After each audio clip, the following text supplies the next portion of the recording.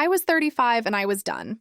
At 2:07 a.m. on Thanksgiving morning, instead of setting the table or checking the turkey brine, I stood at the Madison Greyhound terminal, suitcase in one hand, phone buzzing in the other. My dad had called 7 times already. I didn't answer. The terminal was nearly empty. Just me, a college kid with headphones, and an elderly couple dozing on the hard plastic seats. Outside, snow fell in fat, lazy flakes, illuminated by the fluorescent glow of the parking lot lights. My breath made small clouds in the cold air as I checked the departure board for the 5th time. Bus 117 to Chicago, connecting to St. Louis, then Tulsa, and finally to Ashland, Oregon. 27 hours of travel that would lead me to freedom. For the first time in my adult life, I wasn't going to carve a turkey, manage oven rotations, or be scolded over the texture of mashed potatoes. The kitchen I used to associate with warmth had become a place of silent servitude. The dining table I used to decorate with care had become a stage where I was invisible. And my family? The people I had loved and served every Thanksgiving since I was a teenager? They were back home, arriving to a dining room with a table set for no one and food prepared by no one, because I finally chose me. My phone buzzed again. Dad. I silenced it and slipped it into my coat pocket. In exactly 4 hours, my mother would wake up expecting to find me in the kitchen, sleeves rolled up, apron on, basting 2 massive turkeys. In 5 hours, she'd realize I wasn't there. In 7 hours, the first guests would arrive. By noon, 25 hungry people would be standing in my parents' living room, wondering why there was no smell of roasting turkey, no bubbling cranberry sauce, no pies cooling on the counter. No, Sarah. The thought made my stomach twist with both guilt and a strange, wild euphoria. I had dreamed of this moment for years, but never believed I would actually do it. The good daughter. The family chef. The reliable one. Gone. 3 days ago, I'd smiled and nodded when Mom handed me a handwritten list of dietary restrictions and preferences. Aunt Cheryl is doing keto now, and Uncle Paul's cholesterol is high, so maybe less butter this year. Oh, and the Hendersons are coming, all 5 of them, and their youngest has a gluten allergy. I told them you'd make something special. She hadn't even looked up from her magazine. I'd stood there in her pristine living room, staring at the list, remembering all the Thanksgivings that had come before. 19 years of cooking for an ever-growing guest list. 19 years of spending hundreds of dollars of my own money on ingredients. 19 years of 3-day cooking marathons followed by a day of serving and cleaning while everyone else enjoyed themselves. Sure, Mom, I'd said, folding the paper and putting it in my pocket. I'll take care of everything. And in that moment, something inside me had finally snapped. That night, I'd called Tara, my best friend since college, the only person who had witnessed my slow descent into family servitude. They're doing it again, I told her. Pacing my apartment, the list of demands crumpled in my fist. Oh, Sarah, she'd sighed. How many people this year? 25. Including 5 kids and 7 different dietary restrictions. And how much help are you getting? I'd laughed, a hollow sound. Mom said she'd supervise the table setting. There had been a long pause before Tara spoke again. You know, I'm going to my sister's place in Ashland for Thanksgiving. It's small, just her family and me. Everyone cooks something. Everyone cleans up. Everyone has fun. Another pause. You could come. The idea had seemed impossible at first. Abandoning my family on Thanksgiving? Leaving them without a chef, a hostess, a servant? I couldn't, but then I remembered last year. Standing alone in the pantry at 11 p.m. on Thanksgiving Eve, crying silently as I tried to figure out how to make a vegan, nut-free pumpkin pie. Mom finding me there, not asking if I was okay, but instead reminding me that the good china needed polishing before morning. I remembered eating cold food in the kitchen while laughter drifted in from the dining room. I remembered washing dishes until midnight while everyone else watched football. I remembered Dad patting my shoulder on his way to bed, saying, "Another successful Thanksgiving, honey. What would we do without you?" That question had haunted me for months. What would they do without me? It was time to find out. I'll be there, I'd told Tara, surprising both of us. I need a bus ticket. Now, standing in the terminal, I watched snow collecting on my suitcase. The station clock ticked loudly in the silence. 2:15 a.m. The bus would board in 20 minutes. 20 minutes until I started my journey toward a different kind of Thanksgiving. 20 minutes until I chose myself over the weight of familial expectations. 20 minutes until I became someone new. someone who valued her own joy as much as she valued others. My phone buzzed again. A text from Mom. "Don't forget to pick up extra butter on your way over tomorrow. Love you." I stared at those words. Love you, did she? Did any of them really love me, or did they just love what I did for them? The announcement crackled over the PA system. Bus 117 to Chicago now boarding at Gate 3. I picked up my suitcase and walked toward the gate, each step feeling both terrifying and exhilarating. Tomorrow my family would gather in an empty house, expecting a feast that wouldn't exist. They would call me, text me, maybe even drive to my apartment looking for me, and I would be halfway across the country, eating a modest Thanksgiving meal that I hadn't prepared alone, surrounded by people who saw me as more than a service, more than a tradition, more than a responsibility. As I handed my ticket to the driver, I thought about what my mother had said when I was 16. The first year I cooked Thanksgiving dinner after she broke her wrist. Sarah can handle it. I had handled it for 19 years. Now it was their turn. It began when I was 16. On a crisp November afternoon that smelled like fallen leaves and wood smoke. 2 days before Thanksgiving, my mother Carol broke her wrist in what she dramatically called the Great Supermarket Catastrophe of 2004. She'd slipped on a puddle of spilled cranberry juice in aisle 7 while reaching for the last can of pumpkin puree. The irony wasn't lost on any of us. From her recliner in our living room, arm freshly cast and mind clouded by painkillers, she'd looked at my father with panic in her eyes. "What about Thanksgiving? Everyone's coming. What will we do?" Dad had glanced around helplessly, his gaze landing on me as I walked in with Mom's tea. His relief was palpable, as if I were a life raft in a stormy sea. "Sarah can handle it," Mom had said, waving her good hand dismissively in my direction. Not a question. Not even a request. A statement of fact. I remember standing there, teacup growing cold in my hands, a strange mixture of terror and pride blooming in my chest. I was 16, a straight-A student who had never cooked anything more complicated than boxed mac and cheese. But suddenly, I was in charge of Thanksgiving dinner for 23 people. "Of course I can," I'd said, trying to sound confident while my insides twisted with anxiety. "It'll be fine." It wasn't fine. For the next 48 hours, I existed in a blur of cookbooks, YouTube tutorials, and increasingly frantic phone calls to my grandmother, who lived 3 states away and couldn't quite grasp that I didn't know what until it looks right meant when making gravy. I burned the rolls. I oversalted the green bean casserole. The mashed potatoes had mysterious lumps that no amount of furious whisking could vanquish. I stayed up until 3 a.m. the night before, sobbing quietly into dish towels so I wouldn't wake anyone, convinced I was about to ruin a beloved family tradition. Thanksgiving Day arrived, and with it came relatives from all corners of Wisconsin and Minnesota, crowding into our modest suburban home with bottles of wine and stories of traffic. I served them a meal that was, at best, mediocre. The turkey was slightly dry, the stuffing slightly soggy. The cranberry sauce.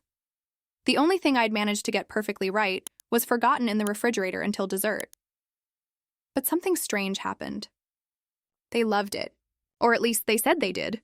"Look at our little chef," Aunt Patricia had exclaimed, pinching my cheek as if I were 5 instead of 16. "Who knew you had such talent?" "Sarah saved Thanksgiving," Dad announced during his traditional pre-dinner speech, raising a glass in my direction. To my amazing daughter, I basked in their approval, in their gratitude, in their seemingly genuine appreciation. For the first time in my teenage life, I felt truly seen by my family, not as the quiet, bookish middle child, but as someone necessary, someone valuable. I mistook obligation for love. That one-time emergency became a tradition. The following year, though Mom's wrist had long since healed, Aunt Patricia called in September to ask, "Sarah's doing Thanksgiving again, right?" Her stuffing was divine. Mom had looked at me expectantly. I'd nodded, unable to disappoint, secretly thrilled to have something that made me special in my family's eyes. By the time I hit college, I was still making the journey home each November to cook for 30 people. Even while away at school, I got guilt trip calls for recipes, demands for Sarah's pecan pie. Nobody ever offered to help. They didn't want to get in the way. Over the years, my skills became expectations, and expectations became entitlement. My family saw me not as a guest, but as a service-a-human restaurant that operated 1 day a year, without pay, without breaks, without complaint. I told myself I was building memories, creating tradition, showing love through food. I told myself that someday someone would notice how exhausted I was, how much I sacrificed, and they would step in. Someone would say, "Let me help you, Sarah. Let me do this for you this year." No one ever did. Instead, the list grew longer. More guests. More dietary restrictions. More subtle criticisms disguised as helpful suggestions. "The turkey's a little dry this year, sweetie, but great effort. Aunt Margaret used to make better rolls, but yours are fine. Could you make the gravy a bit thicker next time?" Just a thought. I spent each Thanksgiving trapped in an apron, missing every conversation, every game, every hug, every memory. I ate cold food alone in the kitchen while my family relaxed in the living room, plates clean, hearts full. Nobody ever asked what filled mine. The years blurred together in a haze of recipe cards, grocery lists, and the constant gnawing feeling that I was more valuable for what I produced than for who I was. 19 Thanksgivings. 19 years of my life given to a tradition that consumed me more each time. Last year was the tipping point. I had taken on even more homemade dinner rolls, 4 different pies, accommodations for 3 new dietary restrictions. I broke down crying in the pantry before serving, overwhelmed and exhausted. I pulled myself together, fixed my makeup, and smiled through dinner with red eyes and a shattered heart. Later that night, as I scrubbed stubborn cranberry stains from Mom's white tablecloth, she'd wandered into the kitchen, wine glass in hand. "You're getting really emotional about this," she'd said, watching me scrub. "Maybe you should work on handling stress better." That's when I started therapy. Dr. Dana Winters, a woman with kind eyes and a direct manner, asked one question during our first session that cracked everything open. What would happen if you just didn't? I had no answer, because for 18 years, I'd never considered it an option. We worked through the people-pleasing, the learned servitude, the invisible labor of being the good daughter. She helped me redefine love as something shared, not extracted. Something given freely, not demanded silently. Family dynamics are patterns, she'd explained during one session. And patterns can be broken. But first, you have to believe you have the right to break them. I told myself I'd host one last Thanksgiving, announce my retirement, and offer a potluck solution for the future. But then, 3 days before the big day, Mom handed me that list. 32 people. 7 dietary restrictions, no help. All assumptions. That night, I stood in the grocery store staring at 2 turkeys I didn't want to cook and whispered, "No, not this time." I went home. I called Tara, and I made a decision that would change everything. For once, I chose me. The grocery store's fluorescent lights buzzed overhead as I stood in the poultry section, staring at 2 enormous turkeys. 28 pounds of dead weight that somehow felt heavier than my car. The shopping list in my hand had my mother's precise handwriting. 2 large turkeys, at least 14 lbs each. 10 lbs potatoes, russet only. 5 lbs sweet potatoes. The list went on for a full page, front and back. Next to me, a young couple debated between a small turkey and a ham, laughing as they planned their first holiday together. The woman leaned into the man, his arm around her waist. "We'll probably mess it up," she said, "but it'll be our mess up." I couldn't remember the last time I'd been allowed to make a mess up. My phone chimed with a text from Mom. "Don't forget the organic cranberries. The regular ones were too tart last year. I hadn't forgotten." I never forgot. I just didn't care anymore. Right there between the turkeys and the rotisserie chickens, I made my decision. I abandoned my cart, walked straight to my car, and called Tara. "I can't do it," I said when she answered. "I thought I could handle one more year, but I can't." "Sarah," she said, her voice warm through the speaker. "Come to Ashland. My sister's guest room is yours. Just say the word. But what about my family? What about Thanksgiving? What about you, Sarah? When was the last time someone asked what you wanted for Thanksgiving?" I couldn't remember. That night, I booked a bus ticket while sitting on my bedroom floor, surrounded by recipe cards and grocery lists. The journey would be long, Madison to Chicago to St. Louis to Tulsa to Ashland, but each mile would carry me further from expectations I never agreed to meet. I didn't pack much. Some clothes, my laptop, a book I'd been trying to finish for months but never had time to read. I wrote a short email to my boss explaining I needed a few extra days off. "Family situation," I wrote, which wasn't entirely a lie. I considered leaving a note for my family, but what would I say? "Sorry, but 19 years of unpaid labor is enough?" Check YouTube for turkey tutorials? Maybe now you'll appreciate what I did? In the end, I left nothing. My absence would speak louder than any words I could write. The night before Thanksgiving, while most people were prepping vegetables or marinating meat, I sat on my couch watching reruns of Friends and drinking a glass of wine. My phone buzzed constantly. "What time are you coming over tonight to start prep?" From Mom. "Don't forget extra chairs from the basement." From Dad. "The kids are excited for Aunt Sarah's famous pumpkin cookies." From my brother. I read each message, letting the guilt wash over me and then, surprisingly, recede. For 19 years, I had been the foundation upon which my family built their perfect holiday. What happens to a house when you remove the foundation? It collapses. Maybe they needed to feel the collapse. At 1:30 a.m., I called a taxi. The driver, an older man with kind eyes, helped me with my suitcase. "Holiday travel?" he asked as we pulled away from my apartment building. "Something like that," I replied, watching my home disappear in the rear window. "Family waiting for you somewhere nice?" I thought about Tara and her sister in Ashland, people who had invited me to share their holiday, not serve it. "Yes," I said. "Yes, they are." The Greyhound station was nearly empty when I arrived. I bought a coffee from a vending machine and sat on a hard plastic chair, watching the snow fall outside. My phone continued to buzz. The last message from Mom read, "We're setting the table for 25 tomorrow. Make sure you bring that nice centerpiece from last year. 25 people who expected me to serve them. 25 people who would arrive tomorrow to an empty house, a cold kitchen, and the sudden realization that Sarah wasn't coming to save Thanksgiving." I should have felt terrible. Instead, I felt something unfamiliar. Peace. When the bus pulled up at 2:30 a.m., I boarded without looking back. As we pulled away from Madison, leaving behind the only Thanksgiving I had known for nearly 2 decades, I pressed my forehead against the cold window and whispered, "Happy Thanksgiving" to me. For the first time in 19 years, I meant it. The bus rumbled through the night, carrying me west, away from the life I had lived and toward the one I was choosing. I fell asleep somewhere outside of Madison, lulled by the engine's hum and the strange, exhilarating lightness of breaking free. I dreamed of empty tables and silent kitchens, of turkeys that never roasted and pies that never baked. In my dream, my family stood in a circle around an empty dining room, looking confused and lost, as if they'd forgotten how to feed themselves. I woke up as we pulled into the Chicago station, my neck stiff from sleeping against the window. My phone showed 17 missed calls. I turned it off completely. As passengers shuffled off and new ones boarded, I sat still, watching the morning light spread across the city. Somewhere, hundreds of miles behind me, my family was waking up to a Thanksgiving unlike any they had experienced in nearly 2 decades. A Thanksgiving without Sarah. Thanksgiving, where they would have to fend for themselves. I closed my eyes again as the bus pulled away from Chicago, heading toward St. Louis. The freedom I felt was dizzying, terrifying, and completely wonderful.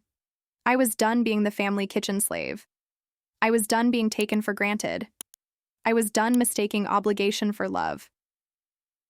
As Thanksgiving Day dawned across America, with millions of people preparing for gatherings and meals, I was on a Greyhound bus heading west, leaving behind everything I'd known for the promise of something I desperately needed. A seat at the table, not just a place behind it. 700 miles away from my westbound bus, my family's Thanksgiving was unfolding exactly as I had imagined it would. I pieced it together later, from texts and voicemails and reluctant confessions, like a detective reconstructing a crime scene.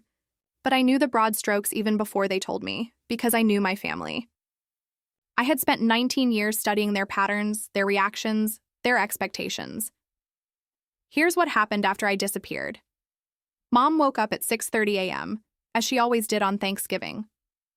She put on her robe, made coffee, and wandered into the kitchen, expecting to find me there, sleeves rolled up, 2 turkeys already in the oven, potatoes peeled and soaking in cold water, pies cooling on the counter. Instead, she found an empty kitchen, clean counters, cold oven, silence. Her first reaction wasn't concern but irritation. I was running late. I was disorganized. I was throwing off her schedule. She called my cell phone. When I didn't answer, she sent a text. "Where are you? Turkeys should already be in." By 7:30, irritation had turned to worry. She woke Dad, who called my apartment. then suggested I might have overslept. She works so hard on these dinners, he said. She's probably exhausted. By 8:30, worry had turned to panic. Dad drove to my apartment and found it empty, with no sign of Thanksgiving preparations. No grocery bags, no recipe cards spread across the counter, no sign of the cooking marathon that usually preceded the holiday. By 9:30, panic had turned to anger. Mom called my brother, Mike, who lived an hour away and was planning to arrive with his wife and kids around noon. "Your sister has abandoned us," she told him. "Thanksgiving is ruined." Mike, ever practical, suggested they order takeout. "There must be restaurants doing Thanksgiving meals," he said, but Mom wouldn't hear of it. "What will we tell everyone? That my daughter was too selfish to cook for her family? That we're eating Chinese food on Thanksgiving?" By 10:30, the first texts from extended family started coming in. "On our way. Can't wait for Sarah's famous stuffing. Should we bring extra chairs?" Dad made a desperate trip to the grocery store, only to find it closed for the holiday. He drove across town to a convenience store and bought whatever he could find: frozen pizzas, chips, soda, a sad-looking pumpkin pie in a plastic container. By noon, guests began to arrive. Aunt Patricia and Uncle Tom, cousins from Minnesota, college friends of Mom's, neighbors, colleagues from Dad's office. 25 people in all, dressed in their Thanksgiving best, carrying bottles of wine and small hostess gifts. Expecting the feast I had always provided, what they found instead was chaos. Mom, still in her robe, trying to figure out how to turn on the oven I had always operated. Dad, arranging convenience store snacks on paper plates. Mike and his wife frantically calling restaurants that might deliver on Thanksgiving Day, and no sign of me. "Where's Sarah?" everyone asked. "She's abandoned us," Mom said, her voice breaking, "after everything we've done for her." The irony of this statement was apparently lost on her. As the afternoon wore on, the gathering split into factions. Some were angry with me for ruining Thanksgiving. Others were concerned, wondering if something had happened to me. A few, mostly the younger cousins who had watched me work myself to exhaustion year after year, were quietly supportive.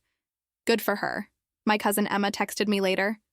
Aunt Carol's face when she realized she'd have to cook for herself was priceless.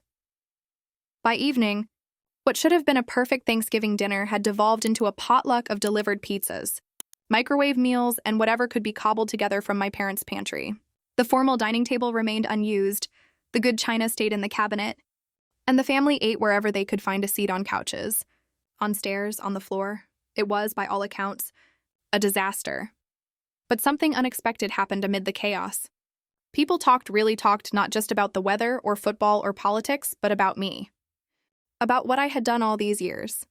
About how much work must have gone into those perfect dinners they had taken for granted. "I never realized Sarah did all this by herself," Aunt Patricia said, looking around the messy kitchen. "Every year," Dad confirmed, a new recognition in his voice. "Every single year since she was 16. And none of us ever helped?" Uncle Tom asked. The question hung in the air, uncomfortable and accusing. By the end of the night, as guests left with their potluck containers and promises to do it differently next year, my family was left with more than just a messy house and a failed Thanksgiving. They were left with the uncomfortable truth about how they had treated me. Mom sat at the kitchen table, still in her robe, scrolling through photos of previous Thanksgivings on her phone. In every picture, the table was perfect, the food abundant, the family smiling. And in almost none of them was I visible, because I had always been behind the camera or in the kitchen, or serving someone else. "How did we not see it?" she asked Dad, her voice small. Dad, washing dishes for perhaps the first time on a Thanksgiving night, had no answer. Mike, helping to clean up before heading home with his tired children, found my recipe box in Mom's pantry, decades of handwritten cards with notes and adjustments and memories. "She's not coming back to this," he said, flipping through the cards. "Would you?" The question lingered in the silent house long after everyone had gone. Meanwhile, I was somewhere in Oklahoma, my bus rumbling west, unaware of the reckoning my absence had caused. My phone remained off, tucked in my bag like a bomb I wasn't ready to defuse. I was headed toward a different kind of Thanksgiving, one where I would be a guest, not a servant. One where I would sit at a table, not stand behind it. One where, for the first time in 19 years, I would be free. The Greyhound pulled into Ashland, Oregon at 5:43 p.m. on Thanksgiving Day. My journey had taken nearly 28 hours, a blur of bus stations, convenience store coffee, and stretches of American landscape that scrolled past my window like scenes from someone else's life. I had dozed intermittently, waking to the gentle sway of the bus and the strange, liberating knowledge that with each mile I was further from the person I had been forced to become. Tara was waiting at the station, her familiar face breaking into a smile when she spotted me stumbling off the bus, rumpled and exhausted. She wrapped me in a hug that smelled like cinnamon and home, not the home I had left, but the kind of home I had always wanted. "You actually did it," she whispered into my hair. "I'm so proud of you." In the 19 years I had cooked Thanksgiving dinner for my family, no one had ever said those words to me. "I can't believe I did either," I admitted as she helped me with my bag. "I keep expecting to wake up and find myself elbow deep in turkey giblets." Tara laughed, linking her arm through mine as we walked to her car. "Well, the only thing you're required to do at my sister's house is eat, drink, and possibly play a very competitive game of Scrabble after dinner." The drive to her sister's house took us through Ashland's tree-lined streets, past small shops decorated for the holidays and houses with warm, glowing windows. It was nothing like Madison's smaller, quieter, with mountains visible in the distance beyond the town. "How are you feeling?" Tara asked as we drove. "Any regrets?" I thought about my family, gathered around an empty table, forced to confront the reality of my absence. The guilt was there, a dull ache beneath my ribs, but it was overshadowed by something stronger, a sense of rightness, of long overdue justice. "No regrets," I said, surprised to find it was true. "Just curiosity, I guess, about what's happening back there. Have you checked your phone?" I shook my head. "I turned it off in Chicago." "I'm not ready," Tara nodded, understanding without needing explanations. That was the difference between her and my family. She saw me, really saw me, not just what I could provide. Her sister Jen's house was a cozy 2-story craftsman on a quiet street lined with oak trees. As we pulled into the driveway, I could see movement through the windows. People cooking, laughing, glasses being raised. A normal Thanksgiving. The kind I had never experienced. "Ready?" Tara asked, turning off the engine. I took a deep breath. "Ready?" Inside, chaos reigned, but it was the joyful chaos of shared effort, not the frantic stress I was accustomed to. Jen was at the stove stirring gravy while her husband Mark carved a modest-sized turkey. Their teenage kids, Emma and Ethan, were setting the table, arguing good-naturedly about napkin placement. Jen's in-laws were arranging appetizers on a coffee table, while Mark's brother mixed cocktails at a makeshift bar. They all looked up when we entered, and for a moment, I felt like an intruder. Then Jen wiped her hands on her apron and came forward, embracing me like an old friend rather than someone she had met only twice before. "Sarah!" "You made it! We're so glad you're here."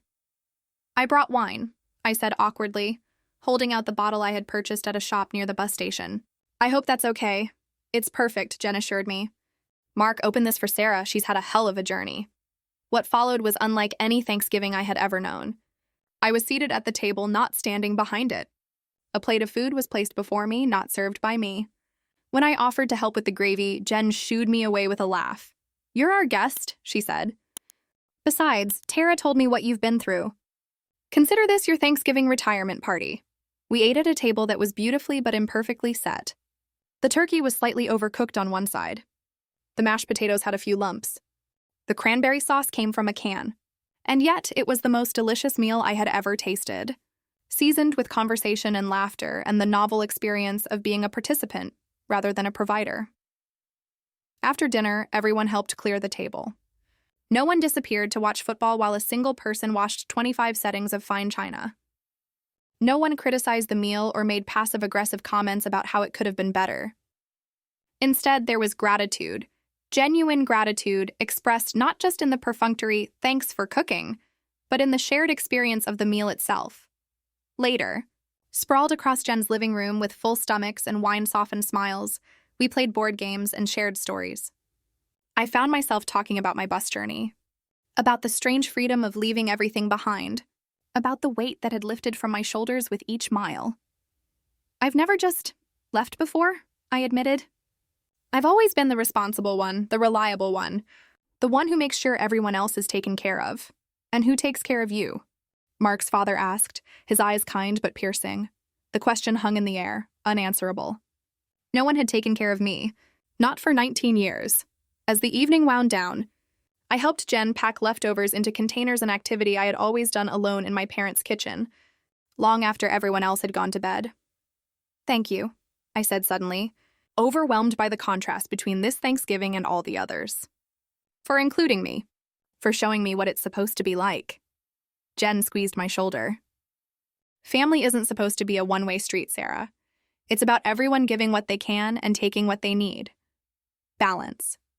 Balance." The word echoed in my mind as I settled into Tara's sister's guest room that night, wrapped in clean sheets and the unfamiliar comfort of having been a guest rather than a servant at Thanksgiving dinner. For the first time in nearly 2 decades, I hadn't spent the holiday on my feet. I hadn't collapsed into bed with dishes still soaking in the sink and the taste of cold food in my mouth. I hadn't set my alarm for 5 a.m. to start cleaning before the early risers came down for coffee. Instead, I had been fully present for every moment of the day. I had tasted every bite of food while it was still hot. I had participated in every conversation. I had laughed without the undercurrent of stress that had colored every Thanksgiving since I was 16. As I drifted toward sleep, I found myself wondering about my family again. What were they doing now? Had they managed to feed themselves? Were they angry, worried? Had they even for a moment recognized what they had done? My phone sat on the nightstand, still turned off, a portal to the life I had left behind that I wasn't yet ready to reopen. Tomorrow, perhaps. Or the next day. Or the day after that. For now, I wanted to savor this feeling, this lightness, this freedom, this reclamation of a holiday that had been stolen from me years ago. For now, I wanted to remember what it felt like to be Sarah. The person, not Sarah, the Thanksgiving machine. For now, I wanted to sleep without dreaming of turkeys and guest lists and the weight of expectations I had never agreed to bear. For the first time in 19 years, I slept soundly on Thanksgiving night, free from the exhaustion of serving others, embraced instead by the warmth of having been truly welcomed. I turned my phone back on 3 days after Thanksgiving. It was Sunday morning, and I was sitting in Jen's sunny kitchen, nursing a cup of coffee and watching finches flutter around a bird feeder in the backyard. Tara and Jen had gone to the farmer's market, and the house was quiet except for the distant sound of Mark and the kids playing basketball in the driveway. The peaceful scene was nothing like the post-Thanksgiving Sunday I was accustomed to. No mountains of leftovers to transform into new meals. No family members lingering and expecting to be fed. No exhaustion bone deep and unacknowledged. My phone buzzed to life in my hand, vibrating continuously as notifications poured in. 47 missed calls. 93 text messages, 12 voicemails, 5 emails, the digital aftermath of my disappearance. I took a deep breath and began with the voicemails, bracing myself for anger, for guilt trips, for emotional manipulation. The first was from Dad, left at 7:42 a.m. on Thanksgiving morning. "Sarah, honey, where are you? Mom's getting worried. Call us back." The second from Mom at 8:15 a.m. "This isn't funny, Sarah. People are coming in 4 hours. If you're running late, you need to tell us." The third, from Dad again at 9:30 a.m. "I'm at your apartment. Where are you? Are you okay? Please call us." As the voicemails progressed through the day, I could hear the dawning realization in their voices. By noon, anger had replaced concern. By evening, desperation had set in. The last voicemail, left by my brother Mike at 10:23 p.m. on Thanksgiving night, was different from the others. "Hey, sis. I don't know where you are, but I hope you're okay. Things are pretty chaotic here, as you can imagine. Mom's upset, Dad's worried, and I don't know. I guess I'm realizing how much we've all taken you for granted. Call when you can, okay? And Sarah, I get it. I really do." That unexpected understanding brought tears to my eyes. Mike and I had never been especially close, but in that brief message, he had shown more insight than my parents had in nearly 2 decades. The text messages told a similar story. Initial confusion, followed by anger, followed by a slow, reluctant recognition of what had happened. Some were accusatory. "How could you do this to us?" Others were manipulative. "Mom is crying herself to sleep." A few were threatening. "You've ruined this family for the last time." But scattered among them were messages that surprised me. From my cousin Emma, "Holy shit, you actually did it. I've never seen Aunt Carol so helpless. It was glorious. Call me when you can. Also, wherever you are, I hope you're eating something you didn't have to cook. From Uncle Tom. Your absence spoke volumes today. Sarah. Wishing you peace wherever you are. From my college roommate Katie, who had been a guest at several of my Thanksgiving dinners. Just heard what happened from Emma. I'm sorry I never realized how much pressure you were under all these years. Let me know if you need anything. The most recent text was from Mom, sent just yesterday. We need to talk. Sarah, please call home when you're ready. Not, I'm sorry, not we miss you, not we understand. Just, we need to talk. The same phrase she used when I was 16 and had missed curfew, or when I was 22 and had decided to take a job in Madison instead of moving back home after college. The same tone, the same expectation of authority, the same assumption that I was the one who had done something wrong. I put the phone down and stared out at the bird feeder again, watching a particularly determined finch chase away its competitors. The parallel wasn't lost on me for years. I had allowed myself to be chased away from the table, confined to the kitchen, excluded from the very celebration I made possible. No more. I picked up the phone again and called Mike first, figuring he would be the easiest to talk to. He answered on the second ring. Sarah, Jesus, are you okay? I'm fine, I said, surprised by the steadiness in my voice. I'm with friends in Oregon. Oregon? He sounded genuinely shocked. You went all the way to Oregon? I needed space. There was a pause, and I could almost see him processing this information, recalibrating his understanding of his reliable, accommodating sister. It was chaos here, he finally said. Total disaster. No one knew what to do. Dad brought home frozen pizzas. Despite everything, I laughed. Seriously? Frozen pizzas for Thanksgiving? And chips. And some sad convenience store pie that tasted like chemicals? He chuckled too, then grew serious. Mom's furious. Or she was. Now she's just, I don't know. Confused, I guess. You really blindsided them, Sarah? I blindsided them by not cooking Thanksgiving dinner for 25 people by myself? By not doing the unpaid labor I've been doing since I was 16? My voice had risen, and I took a breath to calm myself. That's not what I meant, Mike said quietly. I meant they never saw it coming because they never saw what they were doing to you. None of us did. I'm sorry for that. His apology, sincere, without qualifications, caught me off guard. I had expected defensiveness, not acknowledgement. Thank you, I managed. So what happens now? He asked. Are you coming back? It was a question I had been asking myself for days. Was I going back to Madison? To my job, my apartment, my life there? And if I did, would I ever go back to my parents' house, to the kitchen that had become my prison, to the family that had taken me for granted for so long? I don't know yet, I answered honestly. I need time to figure things out. Fair enough, just keep in touch, okay? Let me know you're all right. After we hung up, I sat for a long time, watching the birds and thinking about next steps.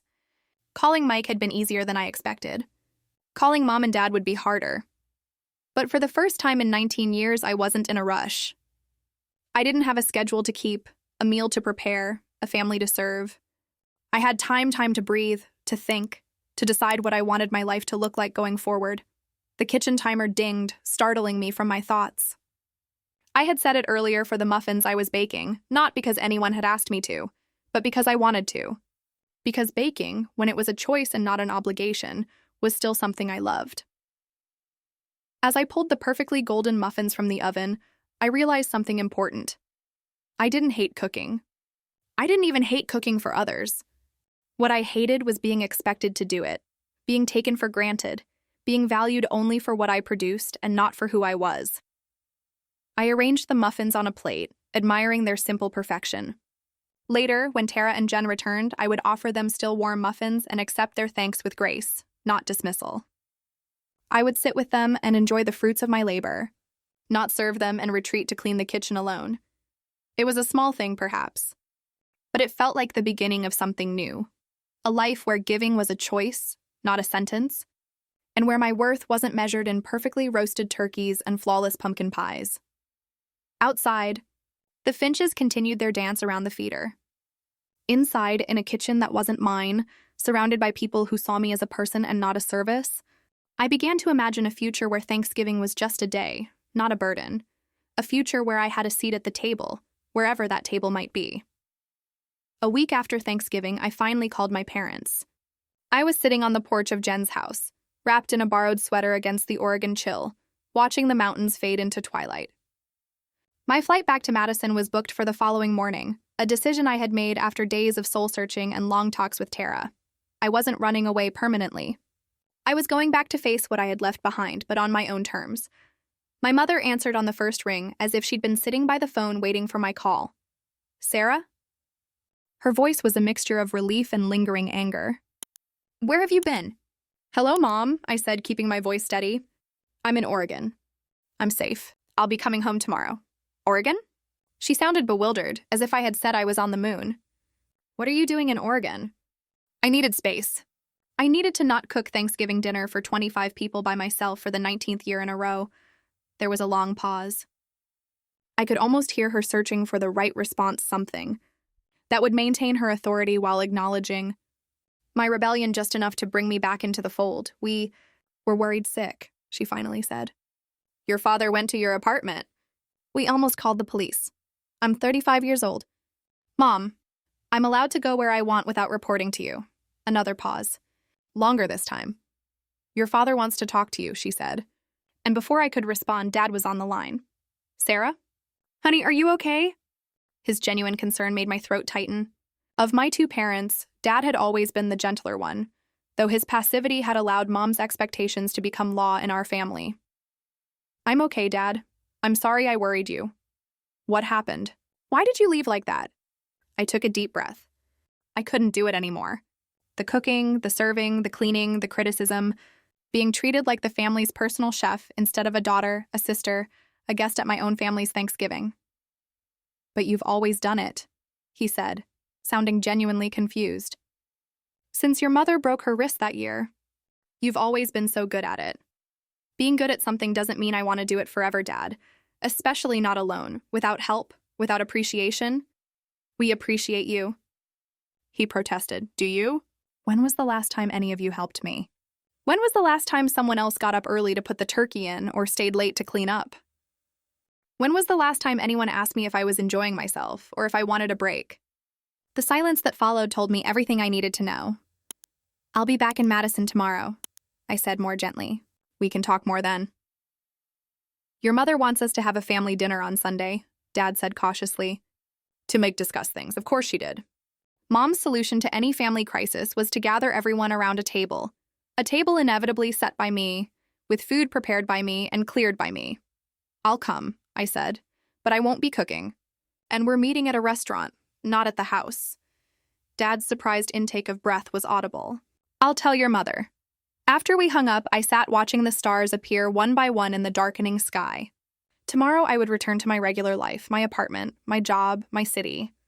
But I wouldn't be returning to my old role in the family. That Sarah was gone, left behind at a bus terminal in the pre-dawn hours of Thanksgiving morning. The restaurant I chose for Sunday dinner was neutral territory, a mid-priced Italian place downtown that none of us had been to before. I arrived early and requested a round table where no one could sit at the head, where everyone was equal. Mom and Dad arrived exactly on time, followed moments later by Mike and his wife Jenny. Mom's face was tight with suppressed emotion, her pearls perfectly aligned against her blue cashmere sweater. Dad looked uncomfortable in the way he always did during confrontations, his eyes darting between Mom and me as if watching a tennis match. "Sarah," Mom said, her voice carefully controlled as she sat down. "You're looking well." "Thank you," I replied. "I feel well." An awkward silence descended as we studied our menus and ordered drinks. It wasn't until after the appetizers arrived that Mom finally addressed the elephant in the room. "I think we need to discuss what happened on Thanksgiving," she said, placing her fork precisely beside her salad plate. "Your behavior was completely unacceptable. I had anticipated this opening the framing of my liberation as misbehavior, the positioning of herself as the wronged party." "What happened on Thanksgiving?" I said calmly. "Was that I decided after 19 years that I no longer wanted to be the unpaid, unappreciated chef for a family gathering where I was never allowed to be a guest." "No one forced you to cook," Mom retorted. "You volunteered that first year when I broke my wrist." "I was 16, Mom, a child. I didn't volunteer. You told me I would do it, and I did, because that's what dutiful daughters do." But I'm not 16 anymore, and I'm done being taken for granted. Taken for granted? Mom's voice rose slightly. We always thanked you. A quick thanks for cooking while handing me a dirty plate isn't gratitude, Mom. It's an afterthought.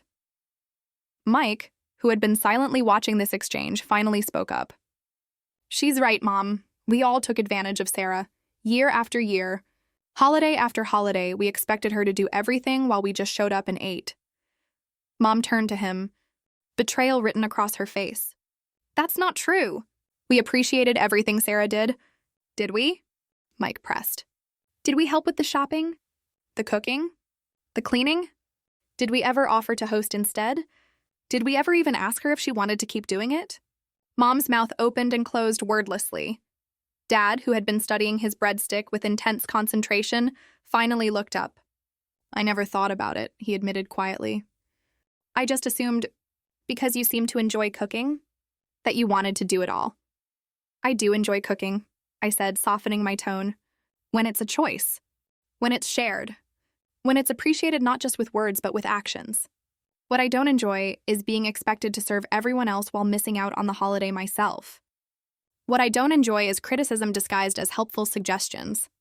What I don't enjoy is eating cold food alone in the kitchen while everyone else relaxes. I saw recognition dawn in Dad's eyes, a true understanding of what I had experienced all these years. I'm sorry. Sarah, he said, reaching across the table to take my hand. I truly am. I should have seen it. I should have helped. His simple apology, free of qualifications or defensiveness, brought unexpected tears to my eyes. Mom, however, wasn't ready to concede. But what about tradition? She asked, her voice smaller now. What about our family Thanksgiving? Traditions can change, Mom, I said gently. They should change when they stop bringing joy to everyone involved. And that's all I'm asking for, a new tradition where everyone contributes. Where everyone helps, where everyone gets to enjoy the holiday. Including me. 1 year later, I stood in my brother Mike's spacious kitchen, wineglass in hand, watching the organized chaos unfold around me. Mom was at the counter, meticulously arranging a cheese platter. Dad and Mike's father-in-law were debating the best way to carve the turkey, which, for the first time in 2 decades, I hadn't cooked myself. Jenny was tossing the salad while simultaneously directing her children and setting the table. Mike was stirring gravy on the stove, his brow furrowed in concentration, and I was simply standing there, being a guest in my family's Thanksgiving. The year that had passed since my bus terminal rebellion had been one of painful growth and gradual healing. The Sunday dinner confrontation had been just the beginning of a long process of renegotiating my place in the family. Mom had resisted the hardest. For her, my rebellion wasn't just about Thanksgiving dinner, it was about challenging the family hierarchy, the unspoken rules that had governed our relationships for decades. For weeks after our restaurant confrontation, she had maintained a wounded silence, punctuated by passive-aggressive comments about family loyalty and selfish behavior. Dad, to my surprise, had become my advocate. Carol, I overheard him saying one day, we've been wrong about this, all of us. We've been taking advantage of Sarah for years. Their arguments behind closed doors had eventually given way to a fragile new understanding. Not perfect, not complete, but a beginning. Mike and Jenny had been the first to implement real change, inviting me for Sunday dinner 1 month after Thanksgiving with explicit instructions. Don't bring anything except yourself. I had arrived empty-handed and anxiety-ridden, only to find them both in the kitchen, aprons on, a decent meal in progress. It hadn't been gourmet. The chicken was slightly dry. The vegetables a bit overcooked, but it had been made with love and, more importantly, with the understanding that I deserved to be served sometimes too. Slowly, meal by meal, visit by visit, my family had begun to see me differently, not as the designated cook, the reliable servant, but as Sarah, the person with needs and desires and limits of her own. And now, 1 year later, we were attempting a new kind of Thanksgiving, a potluck at Mike's house, with responsibilities divided among all family members. Mom had brought appetizers. Dad had made his first ever attempt at stuffing, following my recipe with religious precision. Mike and Jenny were handling the main courses. Even the kids had contributed, making simple place cards decorated with crayon turkeys. My assignment? Dessert. Just dessert. 2 pies and a plate of cookies, prepared in my own kitchen at a leisurely pace the day before. Without a massive turkey monopolizing my oven, or a guest list of 25 hanging over my head. Need any help with that gravy, Mike? I asked, moving toward the stove. He shook his head, smiling. I've got it. You're officially off duty today, remember? I retreated, still unaccustomed to this new role: guest, not chef. Family member, not caterer. This feels strange, I admitted to Jenny as she handed me a fresh glass of wine. Good strange or bad strange? She asked. Good strange, I assured her. Like finally getting to wear comfortable shoes after years of too tight heels, she laughed. Well, you deserve it. And honestly, this is better for everyone. The kids are actually getting to know their grandparents and aunts and uncles instead of just seeing them at the table for an hour. We're all cooking together, talking together. It feels more like family. She was right. There was a warmth in the house that had nothing to do with the oven temperature, and everything to do with shared effort, with mutual care, with the simple joy of working together toward a common goal. When we finally sat down to eat all at the same time, all at the same table, Mom raised her glass in a toast. To new traditions, she said, her eyes meeting mine across the table. It wasn't an explicit apology, those were still difficult for her, but it was an acknowledgement, a concession, a step forward. And to Sarah, Mike added, raising his own glass higher, for having the courage to show us a better way. I felt a flush of emotion rise to my cheeks as every glass turned in my direction. Not the flush of a harried cook finally sitting down to cold food, but the warm glow of being seen, being valued, being loved for who I was rather than what I provided. To all of us, I amended, lifting my glass to include everyone, for learning how to be a real family. Later, as we cleared the table together, all hands on deck, no one left alone in the kitchen, Mom pulled me aside. I've been thinking, she said, straightening a napkin with nervous fingers. Maybe next year we could do this at my house. Not like before, she added quickly, seeing my expression, but together. I could learn some of your recipes. You could teach me. The offer, tentative, genuine, revolutionary in its humility, brought unexpected tears to my eyes. I'd like that, Mom, I said softly. I'd like that very much. As the evening wound down, with dishes washed and leftovers packed and goodbyes said, I stood on Mike's porch, looking up at the star-filled November sky. Dad joined me, wrapping an old flannel jacket around my shoulders against the chill. Penny for your thoughts? He asked, his breath fogging in the cold air. I was just thinking about last Thanksgiving, I admitted. Standing at that bus terminal, not knowing if I was making the biggest mistake of my life. Dad was quiet for a moment. Was it? He finally asked. A mistake?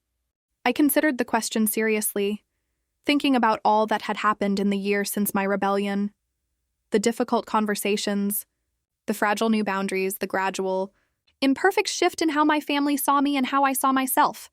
No, I said, certainty filling me. It was the bravest thing I've ever done. Dad nodded, his arm coming around my shoulders in a gentle hug. Your mother and I, we're still learning. We won't always get it right. I know, I said, leaning into his embrace. But you're trying. We all are. And that, I realized, was the true gift of my bus terminal rebellion, not perfect justice or complete transformation, but the beginning of something new. A family that was learning, however imperfectly, to see each other as full people with needs and limits and dignity. A Thanksgiving centered not around food, but around genuine gratitude for each other. As we walked back inside to join the others for coffee and my homemade pies, I felt a lightness that had nothing to do with the lack of cooking responsibilities and everything to do with finally being free, not just from the burden of expectation, but from the weight of invisibility. I had a seat at the table now. A real one, and I would never stand behind it again,